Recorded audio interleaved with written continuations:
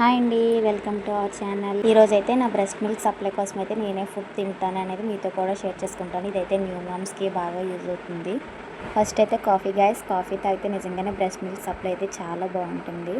Coffee తాగితే పెద్దవాళ్ళు అంటుంటారు కదా, పాలు పడతాయి అనేసి. నిజంగానే పాలు సప్లై అయితే చాలా బాగుంటుంది.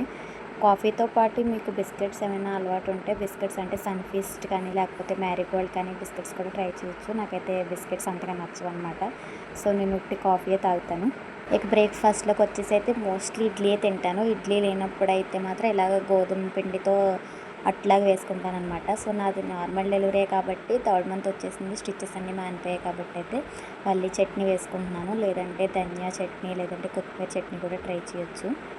మధ్యాహ్నం లంచ్లోకి అయితే ఏదో ఒక పొడి కంపల్సరీ వేసుకోవాలంట. సో నేనైతే ఇక్కడ నువ్వుల పొడి అయితే వేసుకుంటున్నాను. నువ్వుల పొడి అయితే ఉట్టినే తినలేం కాబట్టి చిన్న ఉల్లిపాయలు ఉంటారు కదా, ఆ ఉల్లిపాయతో అయితే నంచుకొని తింటున్నాను. ఈ కర్రీ వచ్చేసి అయితే పాలుకరంట. పాలు పోసి చేస్తారనమాట. జస్ట్ తాలింపు గింజలు వేసేసి వెల్లుల్లిపాయ, జీలకర్ర, కరివేపాకు, ఎండుమిరపకాయ వేసి ఆనియన్స్ ఫ్రై చేసి అయితే అందులో పాలు అయితే వేస్తారు. బాగుంటుంది. నెక్స్ట్ వన్ అయితే మటన్ అనమాట. కేమా అయితే చాలా మంచిది గైస్. ఈ సెక్షన్ వాళ్ళకి కానీ నార్మల్ డెలివరీ అయిన వాళ్ళకి కానీ స్టిచెస్ అయితే చాలా త్వరగా అయితే మానిపోతాయి. మటన్ అయితే వేడి చేస్తుంది కాబట్టి అయితే అందులో జీలకర్ర, ధనియాలు, గసగసాలు ఇలా చలవ చేసేవి అయితే వేసి అయితే వండుతారు. కేమా వాళ్ళకి కూడా మిల్క్ సప్లై బాగుంటుంది. దట్టు మనం డెలివరీ అయిన తర్వాత చాలా బ్లడ్ అయితే లాస్ అవుతాం కదా, మళ్ళీ ఆ బ్లడ్ అయితే 2 times అలా అయితే తీసుకుంటాను. నాకు మటన్ అయితే నచ్చదు, కానీ ఏం చేస్తాం, తప్పదనమాట, తినాలి. ఈ రెసిపీ ఎవరికైనా కావాలంటే కామెంట్ చేయండి, నేనైతే షేర్ చేస్తానన్నమాట. సో నెక్స్ట్ వన్ అయితే ఆనపకాయ కర్రీ అనమాట. ఆనపకాయ కర్రీ అయితే పాలు పోసుకుని వండుకుంటే చాలా టేస్టీగా ఉంటుంది. నాకు జనరల్గా ఆనపకాయ నచ్చదు, సో అందుకనే పాలు పోసి అయితే వండుకున్నాను. ఆనపకాయ వల్ల కూడా చాలా మిల్క్ ప్రొడక్షన్ అయితే బాగుంటుంది.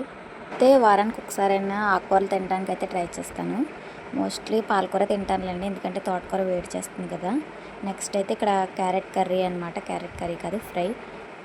డాక్టర్స్ అయితే పచ్చళ్ళు ఏమేమి చేయక్కర్లేదమ్మా, మామూలుగా అన్ని వెజిటేబుల్స్, అన్ని ఫ్రూట్స్ అన్నీ తినమంటారు, కానీ ఇంటి దగ్గర పెద్దవాళ్ళు అయితే అలా ఒప్పుకోరు కదా, కంపల్సరీ పచ్చని చేస్తారు. వాళ్ళు చెప్పేది కూడా మన మంచి కోసమే కదా, చేస్తే తప్పేం లేదు.